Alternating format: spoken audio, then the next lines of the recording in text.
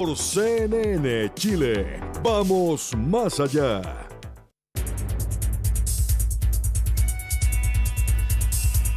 No es casual que reiteradamente haya mucho programa que trate una y otra vez que mida la temperatura de lo que está pasando en torno a la invasión rusa a Ucrania. Están cambiándose cada día muchas opiniones y sobre todo se están acentuando. Yo me imagino que en los diseños estratégicos de los distintos países involucrados hay cada cierto tiempo interés en decir algo que llame la atención para que el otro, ceda y cosas así. Y han empezado a pasar cosas y han empezado a involucrarse más países. Hoy día hubo una discusión bastante fuerte sobre cuál era el estatus de Estados Unidos respecto de Rusia con su apoyo a Ucrania. ¿Era la de un aliado? ¿Era la de alguien que de alguna manera proveía armamento y proveía recursos a un país en guerra? Y si eso era así, ¿qué carácter le daba eso a Estados Unidos? Por lo tanto, hoy día fue un tema sobre la posición de Estados Unidos en esta situación y vamos a conversarlo con Raúl Sor. ¿Cómo estás, Raúl? Hola, Fernando. Sí, hoy día fue un día de agravamiento severo de la crisis que se vive sobre Ucrania con la invasión rusa, porque pasaron varias cosas. Hubo una reunión de muy alto nivel en la que participaron 40 países, los 30 de la OTAN, más otros, en la base aérea de Ramstein, en Alemania. Lo cual ya también es significativo que Alemania haya servido de sede. Esta es la base estadounidense más importante en Europa, y que allí se reúna la OTAN también es una señal fuerte hacia Rusia de la unidad, si tú quieres, de la solidaridad que existe entre el conjunto de los europeos occidentales hacia Ucrania. Bueno, allí pues, hablaron distintos personajes, pero hay uno que llama la atención y que es el secretario de Defensa estadounidense, Lloyd Austin. Lloyd Austin, ministro de Defensa estadounidense, dijo: vamos a mover el cielo y la tierra para ayudar a Ucrania. Es decir, no vamos a dejar nada por hacer. Y Estados Unidos ha estado elevando, pero en forma sustantiva, su apoyo a Ucrania, no solamente con armas, con dinero, sino que ahora se han ido sumando otros países.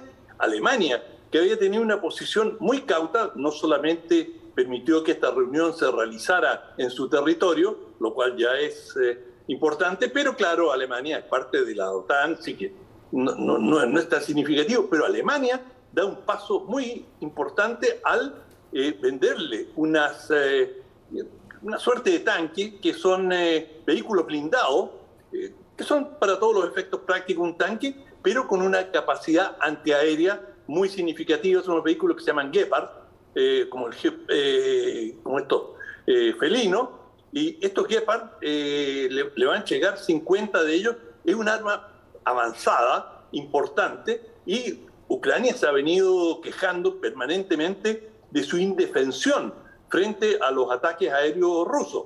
Por lo tanto, esto es una contribución importante en el campo militar. Ya Alemania, por supuesto, estaba brindando apoyo político, diplomático, económico, pero este es un paso muy significativo y hay que tener en cuenta que en el gobierno alemán es una alianza entre la socialdemocracia y los verdes tienen una posición antibélica bastante sólida. Por lo tanto, esto es un cambio significativo en la posición de los verdes alemanes. Es decir, ellos siempre han levantado las banderas antibélicas y esa es la posición de los ecologistas en general en todo el mundo. Por eso es sorprendente que, teniendo una ministra de Relaciones Exteriores del Partido Verde, Alemania brinde e incluso rompa su política de exportación de armas a países en conflicto y se transforma en una suerte de protagonista muy secundario, pero protagonista al fin. Los británicos fueron más lejos un secretario de Defensa, un puesto secundario, no el ministro, pero el secretario de Defensa para las Fuerzas Armadas, dijo que era perfectamente razonable que Ucrania lanzara ataques con armas británicas, con armas que han sido entregadas por el gobierno inglés, hiciera ataques sobre el territorio ruso. Es decir, allí hemos escuchado hace algunos días de una serie de ataques y uno a 15 kilómetros a cierta distancia al interior de Rusia para incendiar, destruir algunos depósitos de combustible. Por lo tanto, esto marca un escalamiento, tanto diplomático como militar, en el terreno de batalla muy importante. Y claro, esto no iba a quedar sin respuesta. Y Sergei Lavrov, el ministro de Relaciones Exteriores de Rusia, respondió diciendo que cuidado, que esto puede conducir a un escalamiento y no se puede descartar una tercera guerra mundial. Es decir, es la amenaza máxima. Después, esta famosa frase de Einstein que hemos conversado en algún momento, no sé con qué arma se va a librar la tercera guerra mundial, pero la cuarta va a ser con palos y piedras. Claro. Porque, es decir, lo que va a quedar va a ser una humanidad destruida. Sí, exactamente. Esa es una frase que ha sido repetida muchísima. Ahora, ¿qué significa que un ministro de Estado, un ministro de Estados Unidos en este caso, diga una cosa como esa? Es cierto, hay un periodo, y tú lo conoces bien porque has leído mucho eso y has estado permanentemente viajando en lugares donde ocurren situaciones bélicas. Es cierto de que a veces las palabras tienen una lógica más estratégica de generar, de alguna manera, estados anímicos en el adversario, de alentar a la población o de alguna manera atemorizar a la población para que se levante contra su propio jefe. Pero cuando tú empiezas a usar ya, esta es como la tercera vez que se usan palabras que de alguna manera, Raúl, son de esas que uno llama palabras terminales, porque si que efectivamente se aplicaran, bueno, se termina todo. Cuando se empezó a hablar de la disuasión en nuclear, hace 2 semanas atrás estábamos conversando de eso. Ahora se habla de una posibilidad de tercera guerra mundial. A ver, ¿en qué momento la retórica es estratégica de pizarrón a cuándo empieza a trasladarse a la realidad? Sí, es un tema increíble, muy preocupante porque efectivamente se habla de en inglés se dice Jojo War, es decir, mandíbula. Entonces la guerra de las mandíbulas es cuando uno hace las amenazas. Pero esto es un tema que en cada cultura es diferente. Saddam Hussein, por ejemplo, era un campeón para la metáfora y la madre de todas las batallas, y aquí van a comer el polvo de la derrota, en fin. Pero eso era Saddam Hussein. Estados Unidos, en cambio, es bastante riguroso, parco y medido en las palabras porque saben que las palabras que emiten sus autoridades van a ser tomadas en serio y que van a tener un efecto. Y Estados Unidos tiene un lenguaje diplomático y cuando va escalando una situación va usando el lenguaje adecuado y se cuidan de no hacer amenazas que no están dispuestos a cumplir. Por lo tanto, la interrogante es, ¿qué quiere decir no vamos a escatimar nada? Mover la tierra y el cielo para apoyar a Ucrania.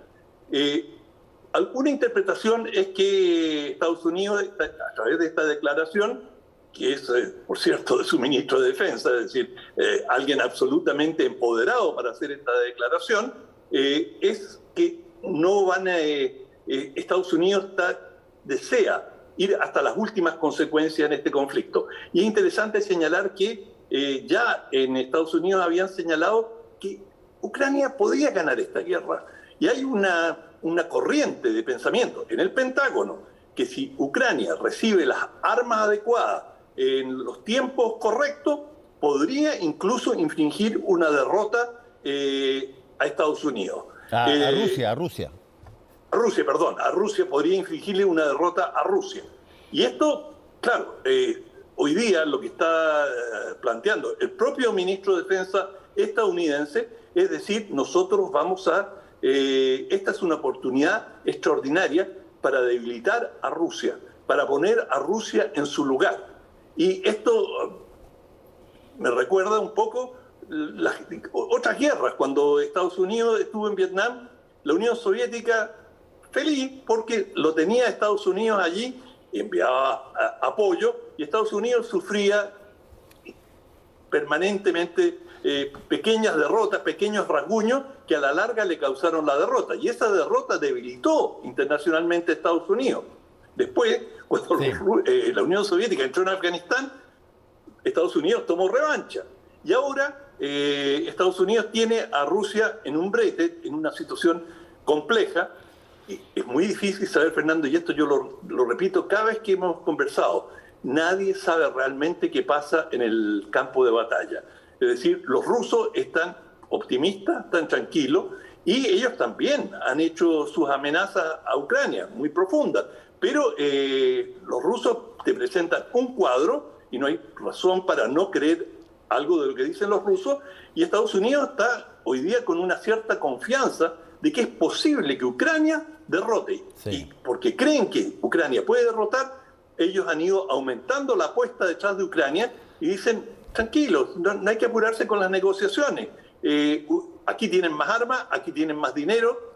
Y bueno, eso Rusia lo lee como lo que dijo Lavrov, aquí nos están haciendo una guerra por un tercero interpuesto. Déjame, y ese es Ucrania. Déjame recordarte un hecho histórico que tú lo vas a desplegar mucho mejor que lo mío.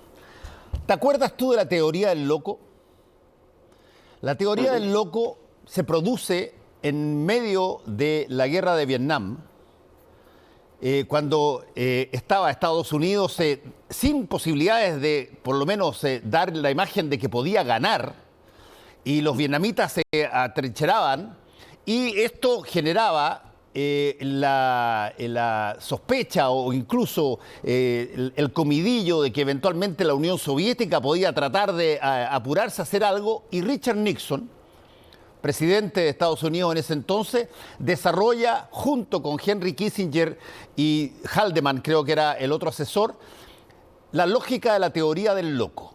Y la teoría del loco era de que empiezan los asesores directos del presidente de Estados Unidos a transmitirle a través de las instancias internacionales al resto de los grandes poderes que Nixon estaba totalmente chalado, estaba con un nivel de indignación tal y en un nivel de fuera de control tan brutal que se amenazaba con la posibilidad de apretar los botones nucleares.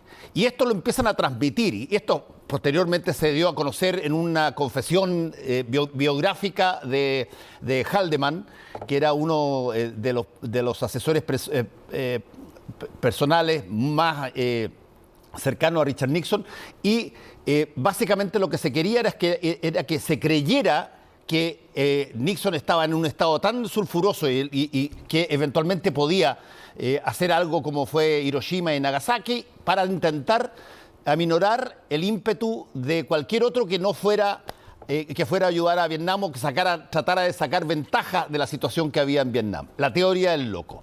Bueno, y de ahí ha llevado a varios. Hoy día estaba viendo a un columnista en el New York Times que empezaba a recordar un poco la teoría del loco, diciendo, mira, se están empezando a hablar de Tercera Guerra Mundial, se está empezando a hablar de disuasión nuclear. ¿Estamos otra vez en teoría del loco o esta vez los locos son mucho más reales que antes?